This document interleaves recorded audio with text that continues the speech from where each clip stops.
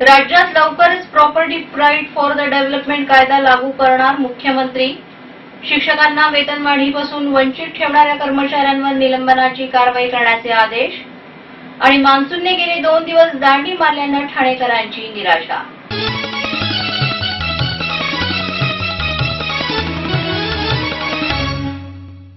घरात बँकेची ब्रांच. अगं चला, मुहूर्त जवळ आला. We R ready.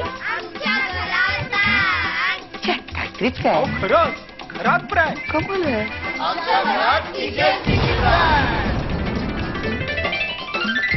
आता TGS बिटलं खातं तुम्ही इंटरनेट आणि मोबाईल वापरून घरातूनच ऑपरेट करू शकता. कारण आता आपले TGSB मध्ये सुद्धा आहे इंटरनेट बँकिंग, SMS आणि RTGS NEFT सेवा. अरे वा, आता बँकिंग इज नो टेन्शन. नमस्कार, प्रतिष्ठा वृत्तवाहिनीमध्ये आपलं स्वागत. भविष्यात कोठेही अनधिकृत बांधकाम उभे राहू नये, तसेच अनधिकृत बांधकामे आणि झोपडपट्ट्यांना कायमचा आळा घालण्यासाठी राज्यात लवकरच property right for the development कायदा लागू करणार असल्याचं मुख्यमंत्री पृथ्वीराज चव्हाण यांनी सांगितलं. केंद्राच्या JNNURM योजनेअंतर्गत ठाणे महापालिकेने झोपडपट्टी रहिवाशांसाठी BSUP योजना हाती घेतली आहे. या योजनेच्या पहिल्या टप्प्यातील घरांच्या चाव्या संबंधित घरमालकांना मुख्यमंत्री पृथ्वीराज चव्हाण यांच्या हस्ते ठाण्यातील गडकरी रंगायतमध्ये घेतलेल्या कार्यक्रमात देण्यात आल्या. सध्या अनधिकृत बांधकामांची समस्या मोठ्या प्रमाणात निर्माण झालेली आहे. भविष्यात ही परिस्थिती राज्यात कोठेही निर्माण होऊ नये या दृष्टिकोनातून राज्य शासनाने property right for the development कायदा पारित करून अंतिम मंजुरीसाठी राष्ट्रपतींच्या स्वाक्षरीसाठी पाठवण्यात आला आहे. या कायद्याच्या चोख अंमलबजावणीची जबाबदारी केंद्र आणि राज्य शासनाच्या अधिकाऱ्यांसह पोलीस अधिकाऱ्यांवर दिली जाणार आहे. अनधिकृत बांधकाम सुरू होत असल्याचं कळताच त्यावर संबंधितांनी तत्काळ कारवाई करणं आवश्यक आहे. तसं न केल्यास त्याची गंभीर दखल घेऊन संबंधित अधिकाऱ्यांवर देखील या कायद्याद्वारे कारवाई करण्याचा बडगा उगारला जाणार असल्याचं मुख्यमंत्र्यांनी स्पष्ट केलंय. कनिष्ठ शिक्षक वरिष्ठ शिक्षकांपेक्षा जास्त वेतन घेत असल्याची तक्रार पेटीतील तक्रारीतून उघडकीस आली आहे. या प्रकरणी वरिष्ठ शिक्षकांना एका वेतनवाढीपासून वंचित ठेवणाऱ्या कर्मचाऱ्यांवर निलंबनाची कारवाई करण्याचे आदेश प्रशासनाला दिले असल्याचे ठाणे महानगरपालिका शिक्षण मंडळाचे अध्यक्ष सुरेश गडा यांनी पत्रकार परिषदेत सांगितले. कर्मचाऱ्यांना न्याय मिळावा यासाठी शिक्षण मंडळ कार्यालयाच्या बाहेर 2 वर्षांपूर्वी तक्रार पेटी लावली होती. या पेटीतून सुमारे 100 ते 150 तक्रारी प्राप्त झाल्या आहेत. नेहमीपेक्षा 5 दिवस आधी एंट्री करत साऱ्यांना सुखद दिलासा देणाऱ्या मान्सूनने गेले 2 दिवस मात्र दांडी मारल्यानं ठाणेकरांची निराशा झाली आहे. नैऋत्य मोसमी वाऱ्यांचा वेग मंदावल्यानं तसंच ढगांनी मध्य अरबी समुद्रात तळ ठोकल्यानं मुंबईबरोबरच ठाण्यात पाऊस झाला नाही असं हवामान खात्यानं स्पष्ट केलंय. मात्र येत्या 2 ते 3 दिवसात केरळ, कर्नाटक किनारपट्टी, कोकण, गोव्यासह मध्य महाराष्ट्रात मुसळधार पाऊस होण्याची शक्यता हवामान खात्यानं व्यक्त केली आहे. ठाण्यात रविवारी मान्सून दाखल झाला, मात्र त्यानंतर उपनगरातील तुरळक सरींखेरीज अन्यत्र पाऊस झालाच नाही. सोमवारी दुपारनंतर ढग दाटून येण्यास सुरुवात झाली होती. संध्याकाळी पावसाचं आगमन होईल अशी शक्यता वाटत असतानाच पावसाच्या तुरळक सरींवरच ठाणेकरांना समाधान मानावं लागलं. मंगळवारी मात्र आकाश निरभ्र होतं. वातावरणात गारवा जाणवत असला तरी पावसाची चिन्हे नव्हती. अरबी समुद्रात निर्माण झालेली वादळ सदृश्य स्थिती उत्तरेच्या दिशेने पुढे सरकणार असल्यानं येत्या 48 तासात कोकण, गोवा, मध्य महाराष्ट्र या भागात मुसळधार पाऊस होईल असा अंदाज वर्तवला जात आहे. प्रतिष्ठा वृत्तवाहिनीच्या पुढील भागात जिल्ह्यात 29 अनधिकृत शाळा प्रवेश न घेण्याचे शिक्षणाधिकाऱ्यांचे आवाहन. शासनाने महापालिकेस विशेष निधी द्यावा, महापौरांची मुख्यमंत्र्यांकडे मागणी. आणि ठाणे महानगरपालिकेच्या शाळेतील विद्यार्थ्यांना यंदा रेनकोट नाही.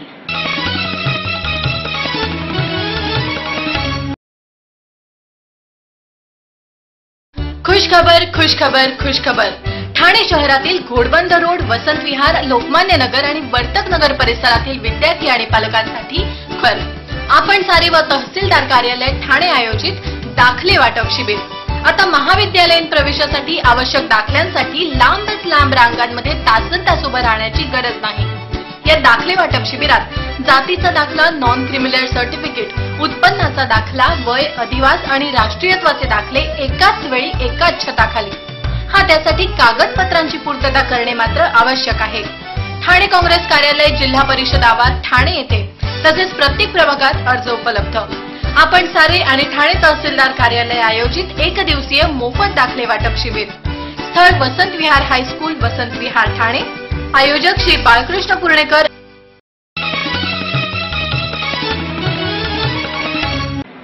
प्रदेश वृत्तवाहिनीमध्ये पुन्हा एकदा आपलं स्वागत. जिल्ह्यात 29 अनधिकृत शाळा असून या शाळेत प्रवेश घेऊ नये असे आवाहन जिल्हा परिषदेने केले आहे. जिल्हा परिषद शिक्षण विभाग कार्यालय कक्षेत 29 अनधिकृत खासगी माध्यमिक शाळा असून या शाळांमध्ये कोणत्याही पालकांनी आपल्या पाल्यासाठी प्रवेश घेऊ नये. तसेच अशा अनधिकृत खासगी शाळांमध्ये संबंधित पालकांनी आपल्या पाल्याला प्रवेश घेतल्यास त्या संबंधित पालक जबाबदार राहतील. अशा अनधिकृत शाळांमध्ये प्रवेश घेणाऱ्या विद्यार्थ्यांची परीक्षा घेण्याची जबाबदारी यापुढे शासन स्वीकारणार नसून पालकांनी पाल्यांना शाळेत प्रवेश घेण्यापूर्वी शाळा शासन मान्यता प्राप्त असल्याची प्रथम खात्री करून घ्यावी असं आवाहन जिल्हा परिषदेच्या शिक्षणाधिकाऱ्यांनी केलं आहे. देशातील सर्वाधिक लोकसंख्येच्या जिल्ह्यातील ठाणे शहराची सध्याची लोकसंख्या 20 लाखांच्या घरात असून दर 10 वर्षांनी दुप्पट होणाऱ्या शहराकडे शासनानं विशेष लक्ष देण्याची आवश्यकता आहे. हे शहरातील विविध पक्षांच्या नेत्यांनी मंगळवारी मुख्यमंत्र्यांच्या लक्षात आणून दिलं. महापौर अशोक वैती यांनी यावेळी मुख्यमंत्र्यांना दिलेल्या एका निवेदनात ठाण्यातील विविध प्रलंबित प्रकल्प समस्यांचा पाढा वाचला. लोकसंख्येच्या प्रमाणात ठाणे महापालिकेची अर्थसंकल्पीय तरतूद खूपच कमी पडत असून त्यासाठी शासनाने विशेष निधी द्यावा अशी अपेक्षा या पत्रात व्यक्त करण्यात आली आहे. तलावांचा शहर अशी ख्याती असणाऱ्या ठाण्यातील बहुतेक तलाव हे शासन आणि MIDCच्या मालकीचे आहेत. ते ठाणे महापालिकेकडे हस्तांतरित करण्यात यावेत. प्रादेशिक मनोरुग्णालयालगतची जागा शासनाने महापालिकेकडे हस्तांतरित केल्यास तेथील झोपडपट्टी अन्यत्र हलवून तिथे mono rail station, Thane terminus आदी प्रकल्प साकारता येतील आदी मागण्यांचा या पत्रात समावेश आहे. ठाणे महानगरपालिकेच्या शाळेत शिकणाऱ्या सुमारे 37,429 विद्यार्थ्यांना यंदाच्या पावसाळ्यात भिजत तर हिवाळ्यात कुडकुडत घरी जावं लागणार आहे. कारण महापालिकेच्या अर्थसंकल्पात शिक्षण विभागासाठी कमी तरतूद करण्यात आल्यानं यंदा विद्यार्थ्यांना रेनकोट आणि स्वेटर देण्यात येणार नसल्याचं ठाणे महापालिकेचे शिक्षण मंडळ अध्यक्ष सुरेश गडा यांनी स्पष्ट केलंय. ठाणे महापालिकेच्या यंदाच्या अर्थसंकल्पात शिक्षण विभागासाठी 21 कोटींची तरतूद करण्याची मागणी केली होती. मात्र केवळ 12 कोटी 35 लाख रुपयांची तरतूद अर्थसंकल्पात करण्यात आली आहे. तरतूद केलेला निधी विविध योजना, क्रीडा आणि सांस्कृतिक महोत्सव, विज्ञान प्रदर्शन यामध्येच खर्च होणार आहे. तसेच यंदा विद्यार्थ्यांना दप्तर, पाठ्यपुस्तके, गणवेश, शूज आदी वस्तू दिल्या जाणार आहेत. तर निधी अभावी विद्यार्थ्यांना रेनकोट आणि स्वेटर देण्यात येणार नाही असं त्यांनी सांगितलं. प्रदेश वृत्तवाहिनीच्या पुढील भागात ठाणे शहर झोपडपट्टी मुक्त होण्यासाठी 2 लाख घरे बांधावी लागणार. मुख्यमंत्री आणि घरफोडी करणाऱ्या तरुणाला वागळे पोलिसांनी केली अटक. ठाणे महानगरपालिका हद्दीत घर घेताय का? मग ते अनधिकृत तर नाही ना, याची खातर जमा करा. अनधिकृत घर घेणं हा विकणाऱ्यासोबत विकत घेणारा देखील तितकाच दोषी असतो. तेव्हा घराची डोळस खरेदी करा. आपली कुठे फसवणूक तर होत नाही ना, यासाठी ठाणे महानगरपालिका मुख्यालयातील 4थ्या मजल्यावरील बांधकाम विभागात घराचा सर्वे नंबर, टिक्का नंबर याची खातर जमा करा. घराचं स्वप्न अवश्य करूया साकार, पण अनधिकृत घराचा नका करू कधीही विचार. अधिकृत घर म्हणजे उद्याची देखील निश्चिंती. अनधिकृत घराचे दार म्हणजे डोक्यावर कधीही तोडण्याची टांगती तलवार. जगणं तुमचं होऊ दे सुरेल गाणं, स्वच्छ, सुंदर आणि अधिकृत घरांचं हसरं ठाणं. ठाणे महापालिकेतर्फे जनहितार्थ प्रसारित.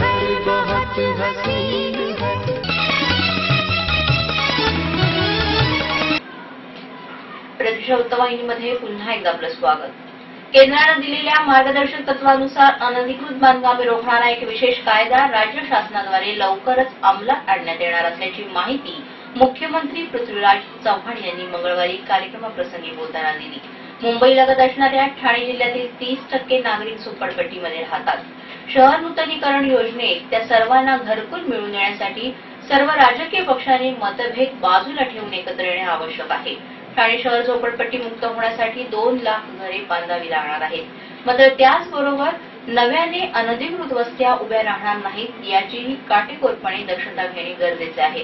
नवीन कायदा त्यासाठी उपयुक्त ठरेल असा विश्वासही त्यांनी व्यक्त केला. केंद्रीय गृहनिर्माण आणि गरिबी निर्मूलन विभागाच्या सचिव किरण धिंगरा यांनी देशात सर्वाधिक नागरिकरण महाराष्ट्रात होत असल्यानं येथील शहरांमध्ये जास्त प्रमाणात झोपडपट्ट्या असल्याचं नमूद केलंय.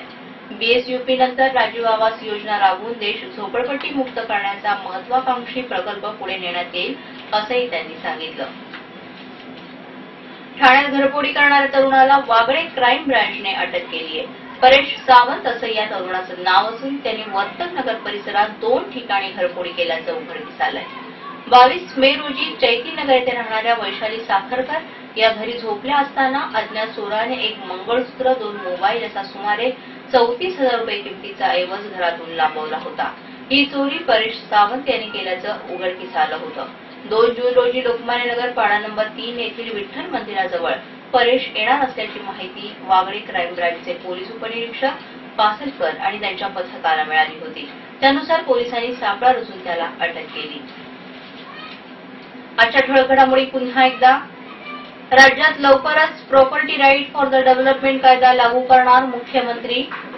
शिक्षकांना वेतनवाढीपासून वंचित ठेवणाऱ्या कर्मचाऱ्यांवर निलंबनाची कारवाई करण्याचे आदेश.